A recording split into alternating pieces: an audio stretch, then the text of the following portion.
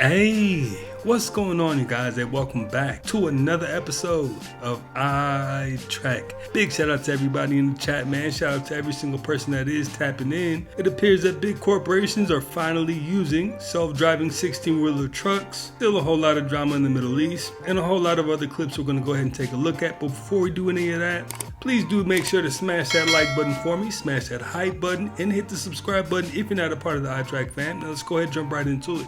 It looks like any other truck until you peek inside. No one at the wheel as it barrels down the road.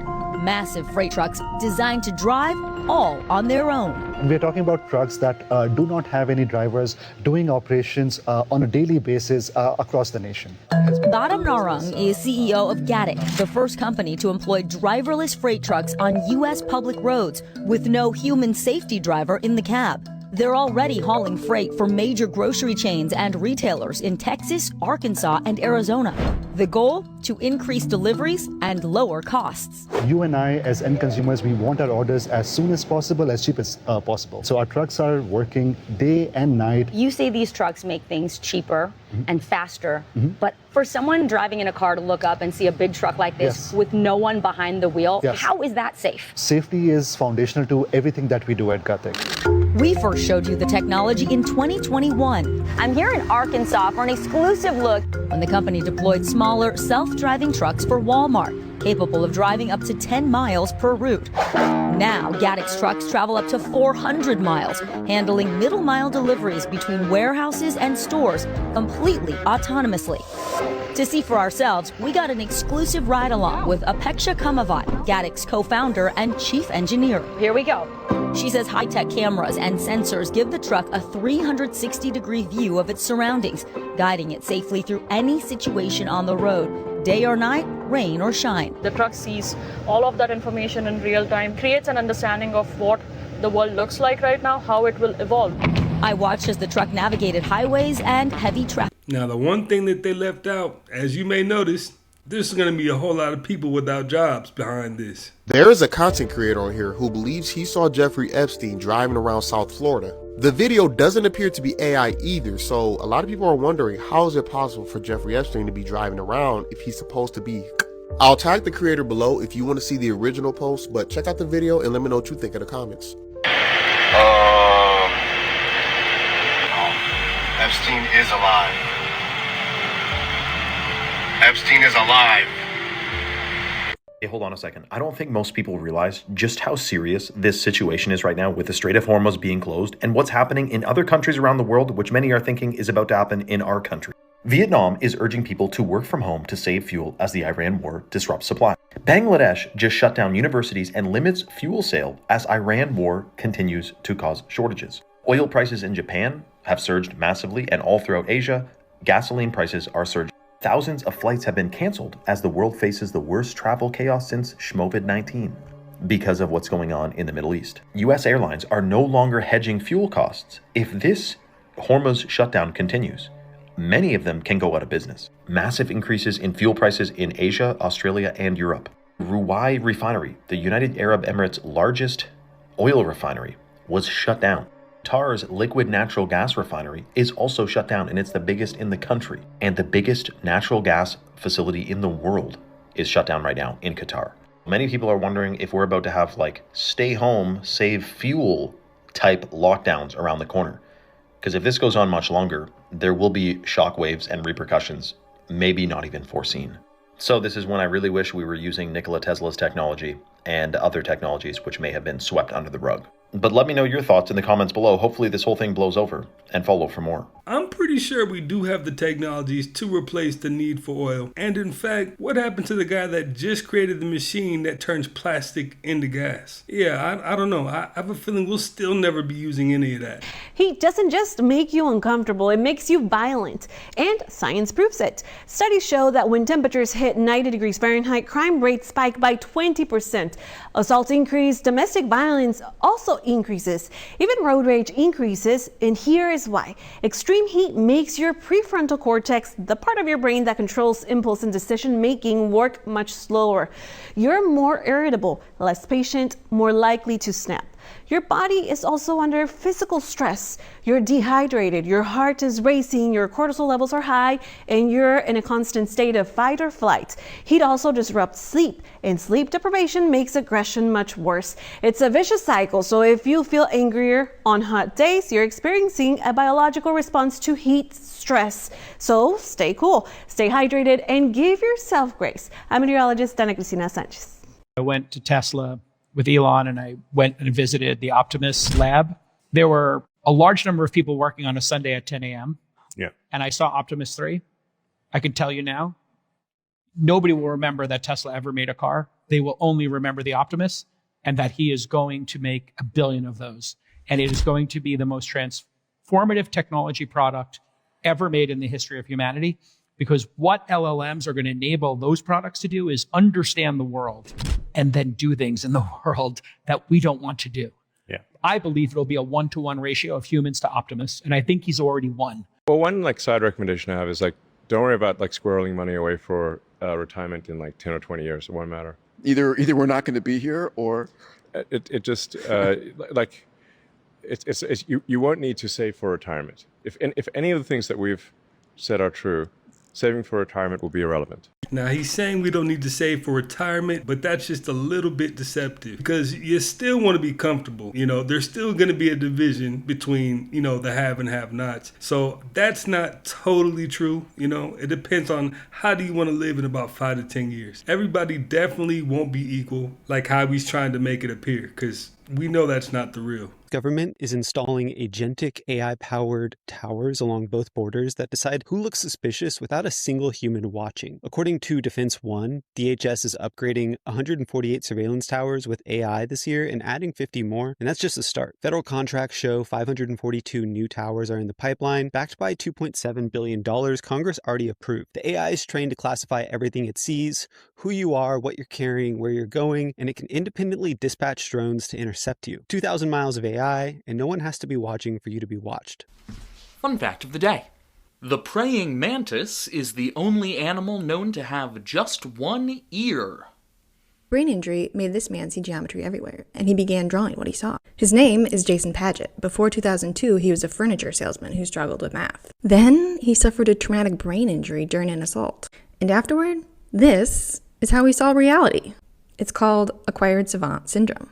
In rare cases, brain injuries can actually unlock hidden abilities. In Padgett's case, areas involved in visual processing and mathematical perception became hyperactive. And here's the craziest part. Scientists have even triggered temporary savant-like abilities by using magnetic stimulation to quiet parts of the brain, which indicates the brain might already contain abilities we rarely access. This whole series explores the brain, so stick around because it's stranger than fiction. Study of 500,000 people found one simple thing that could cost you up to 20 years of your life. They compared walking pace, BMI, and strength to see what best predicted how long people would live. And walking speed beat all of them. Women who walked briskly lived to about 87 years, and men lived to about 86. But slow walkers told a different story. Women who walked slowly dropped to around 72, and men as low as 65. That's up to 15 years longer for women and 20 years longer for men. So why is that? Walking pace closely reflects your cardiorespiratory fitness, how well your heart and lungs are working. And slow walking is a known marker of frailty.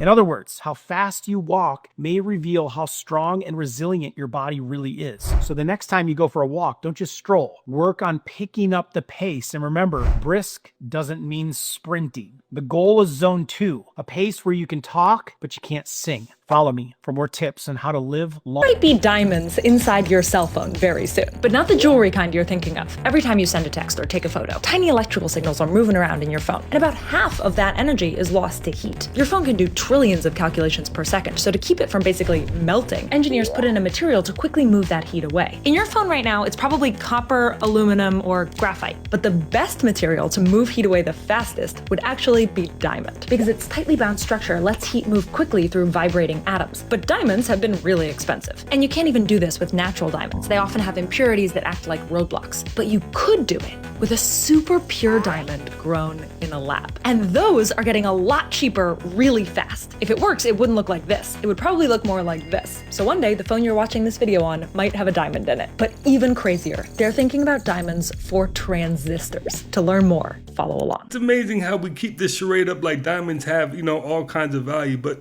they don't. That's been debunked a long time ago. Jay-Z is allegedly going to be subpoenaed and questioned about the surrogate farms that he and Beyonce own in India, where they allegedly make over 6 figures a day. And the women are treated horribly. And now that Jay-Z has been mentioned in the Epstein files, he might have to answer a lot of questions under oath in public that he doesn't want to answer. Fun fact about Friday the 13th. You know the maximum amount of Friday the 13ths that can occur in one calendar year is 3? Do you know that the last time that happened was 2015? And it's happening this year in 2026. It happened in February. It's happening this month in March. And it'll happen again in November. And it will not occur again until 2037. It occurs 11 years apart. And it usually occurs during a leap year, or it occurs whenever a year happens to begin on a Thursday. The things that you didn't know that you didn't know. So whenever it comes to getting those Friday the 13th tattoos, you get 3 opportunities this year to do that. And you won't have another opportunity to do that again until 2037. So, here's mine. Go out and get them, man. You got 3 opportunities. Only 2 left now. Is that what we're doing now? We're getting tattoos on Friday the 13th? I didn't know that was a thing. Positive is a tool that's designed to solve the specific problems that I'd encountered as a filmmaker that connect you more to the filmmaking. It's not about text prompting or generating something from nothing. You're building a model from your own material. That's how this works. You have to create your movie essentially first before you can really build your model around your movie using AI. And once you do that, you have your model. You control it. You guys, it is a MacroHard day for Microsoft. Elon Musk just announced his newest business venture, which he has literally named MacroHard. I cannot get over that. But basically what it does, he says that it's a AI system that will replace entire companies. But when you look at how it works, it is pretty crazy. It works very differently than current AI works. It is always recording the last 4 seconds of your computer screen. So it can see wherever you are, whatever you're doing, and it moves your mouse and your keyboard. So it's literally acting as a human. It doesn't require APIs. It doesn't require code. It doesn't have to run in the background. It can literally act as a human. And it's called MacroHard to replace companies like Microsoft. In theory, what do you guys think? I think I'm starting to understand what type of time Elon Musk is on. He's creating humanoid robots to put the average everyday Joe out of work. And now he's creating MacroHard to put these big companies out of jobs. Something just doesn't seem right about any of this. Brainwash yourself until you're rich, because it will seem impossible up to the very day you actually become rich. You will surprise yourself. So that means right now, to keep your confidence up, you have to brainwash yourself. Here is the first convincing Bigfoot sighting of 2026. It was uploaded on January 10th, 2026 by the Squatch Watchers, and it was sent in to them by a viewer. They state, quote, "This trail camera footage shows what appears to be the closest thing to a Patterson-Gimlin Bigfoot we've seen this day and age, as it walks across the screen and disappears into the thicket," end quote.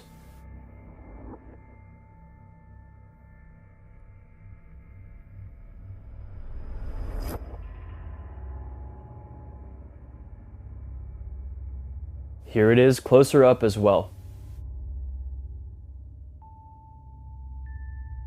Now the uploaders didn't state exactly where this was recorded, but it was somewhere in the US. And even though the footage is slightly blurry and fuzzy, we still get an amazing look at the supposed creature. It swings its arms as it walks and steps effortlessly through the forest floor. It really does look similar to the Patty film, which is the most famous and one of the most widely believed pieces of Bigfoot film if you didn't know. So to see some brand new evidence that looks similar to this is groundbreaking. Also, this one is much clearer than the Patty film. The reason this one is blurry though is because number one, it was taken on a trail camera, which usually aren't the clearest, and number two, they had to digitally zoom in to see it better, which decreases video quality as well. But despite this, we can see insane details. From its chest musculature to its domed large head, huge shoulders and upper body, and what looks to be muscle flexion as it walks. Experts are saying there's really no shot this is someone in a costume, judging by these factors. Definitely some crazy new evidence. The fact that this is one of the first Bigfoot videos released in 2026 is crazy. Hopefully the evidence will just get better and better this year. MrBeast recently said that he wants to buy ad space on content creators' foreheads. A literal mark of the beast on people's foreheads for buying and selling. Now, to be fair, he's probably just joking, you know, playing around, as he did ask KSI how much an ad on his forehead would be. But for those that don't know what I'm referring to, in the book of Revelation of the Bible, it's written that during the end of times, and I quote, "The second beast caused all, both small and great, rich and poor, free and slave, to receive a mark on their right hand or on their forehead, so that no one could buy or sell unless they had the mark, the name of the beast or the number of its name." Beast, rich and poor, mark on the forehead, buy and sell. Am I just schizo posting again? Now, I know MrBeast is well aware of the alleged conspiratorial allegations around his brand name and its connection to the beast in Revelation, which might just be a silly little online coincidence, but like, knowing that, why would he say this? Is he just trolling, you know, leaning into the conspiracy allegations for another viral moment? Is he somehow not aware of the connection here? Or, I don't know, maybe some form of karmic retribution? Because this is just an oddly specific thing to say, and the timing of it all is just too much to ignore. But hey, I'm sure it's nothing. Awareness purposes only. Yeah, it seems like a bit of a reach. Just a little bit. No, not at all. That's ridiculous. Did you tell her there was any other homes provided for her by Eric? What the f is that, bro? No, but I told her that he had committed. What is that? That she would not be kicked out of the house. That she. What happens next in this war based on everything you've studied for the last 30 years? It's more likely than not we will get to a limited ground deployment here because of the enriched material that is floating around, and we know it's dispersing. We don't know where it is.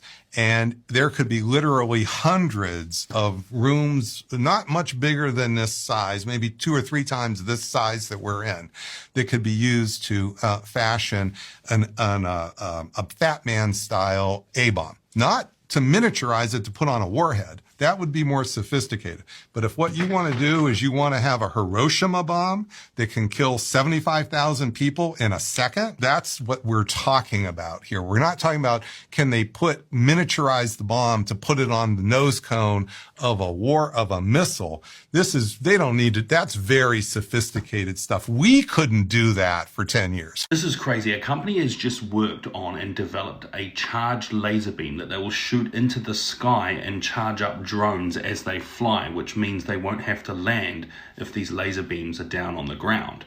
And they think that the future of flight itself, including planes, will be fuelless. Did you know eating polar bear liver can kill you? In fact, eating like a couple of ounces worth of polar bear liver is so dangerous that your skin can start coming off in sheets. It can kill you within hours of consumption. It's from the excess of vitamin A.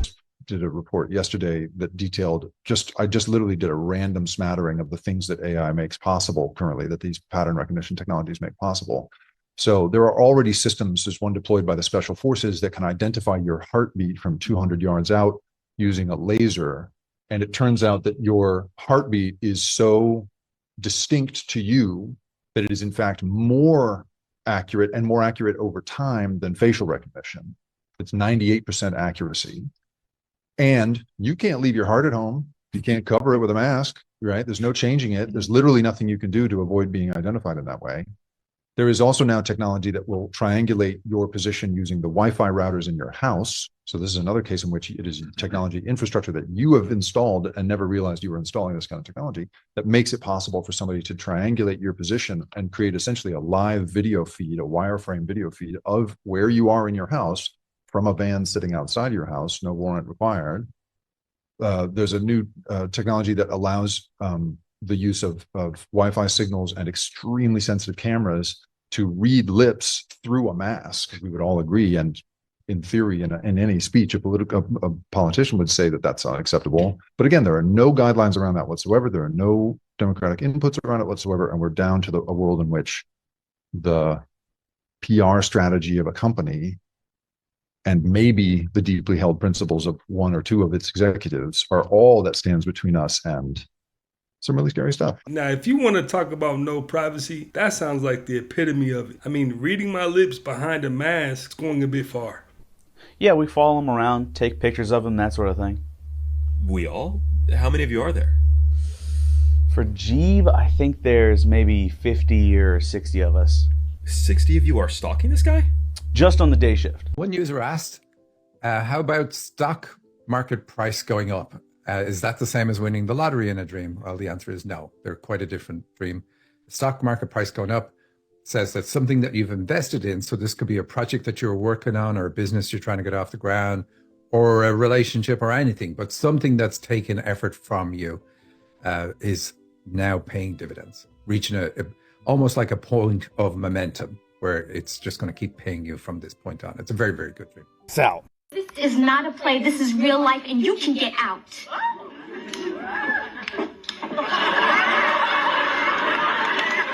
Justine, call me if you need me. Or my cane. Let's get the money. Couldn't even sneak off somewhere. Justina wasn't what it looked like. There it goes. We were rehearsing Joan of Arc. I don't remember Joan of Arc kissing anybody. You show me in here where Joan of Arc kisses somebody, then we have no problems. The question is, why did they change that? What you're looking at is the Cosby Show. In the original version, you see they're talking about Joan of Arc. In the streaming version, it's altered. My question is, why take that out? Why go through the trouble of something that's already pre-taped, pre-recorded, pre-edited? For what reason? Obviously, there's a reason for that. And the question is, how many things do they do that to? They're going to do it to the Cosby Show. You think they ain't going to do it to news? You think they're not going to do it to historical events? Why take the manpower? Why devote that energy to changing something as so simplistic as the Cosby Show? TL Cross caught this and somebody sent it to me, and it's spot on. I have no idea why they would actually edit that and then put it out on streaming services. And how many things are like that? How many things that we see or we notice and we're like, or we call it the Mandela effect, or people call us nuts, or people say we're misremembering, and then they actually are changing things. It's bigger than the Cosby Show, for sure. Let me know if you caught any of these. Let me know if you get any other unusual suspects, because it's obviously happening. Out to the TL Cross, because spot on, great catch. Let me know what you think. It's up. That could have very easily been misconstrued as a Mandela effect too. What I think a lot of people are missing about Iran is that it's not just some other Middle Eastern country. You don't understand how big of a deal this is. Iran is the most populous country that the US has ever attacked. During World War II, both Germany and Japan had about 70 million people, but today Iran has 93 million. That's more than the combined populations of Afghanistan, Iraq, Vietnam, and Korea at the time of their US invasions. The only larger country the US has ever fought with directly was China during the Korean War, but the US never actually invaded Chinese territory. Iran is also the third largest country physically to ever be attacked by the US, with only Mexico and Libya being larger if you don't count the wartime gains of the Axis powers. Iran is also physically larger than Afghanistan, Iraq, Vietnam, and Korea combined. And I'm not done. Iran is also the wealthiest country attacked by the US since World War II. With a GDP that topped out a couple years ago at about $500 billion US, that's higher than every single country the US has had a major war with since World War II combined. Iran is a gigantic and developed country, and while nailing down exact GDP figures for countries during the world wars is tricky, Iran is definitely one of, if not the single most economically developed places that the US has ever attacked. As far as what this means for you, you shouldn't think of Iran as another Iraq or Serbia or even a Venezuela. No, it's much more accurate to think of it as being on par with a country like Mexico. But most US residents don't really think about Iran at all, it seems, considering that less than a third of them can correctly place it on a map. Thanks for watching. Failure means? Failure means I now have the opportunity to prove my resilience, which is the most important characteristic to have.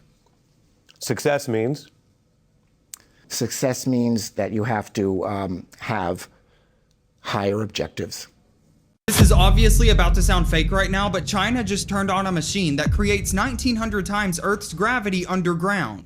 Did you even know that that existed? So these researchers in China just finished building something that shouldn't be possible. 50 feet underground, they installed a brand new $285 million machine that's called Chief 1900. This is a hypergravity centrifuge that generates forces 1900 times stronger than Earth's gravity, and for context, your washing machine does too. It works like a giant spinning arm with a radius of about 20 feet. They load multi-ton scale models into it and they spin them at speeds so intense that the machine had to be buried underground just to stop the vibrations from destroying everything around it. They had to build a custom vacuum cooling system because this thing generates so much heat that it would melt its own components. Now this is the crazy part and why it actually matters, because they can put a 10-foot model of a 1,000-foot dam on this machine and spin it. And whenever they spin it, they're able to watch decades of structural damage happen in just hours. Earthquakes, landslides, nuclear waste storage, they're compressing centuries of geological stress into days, and scientists are calling it a machine that compresses space and time.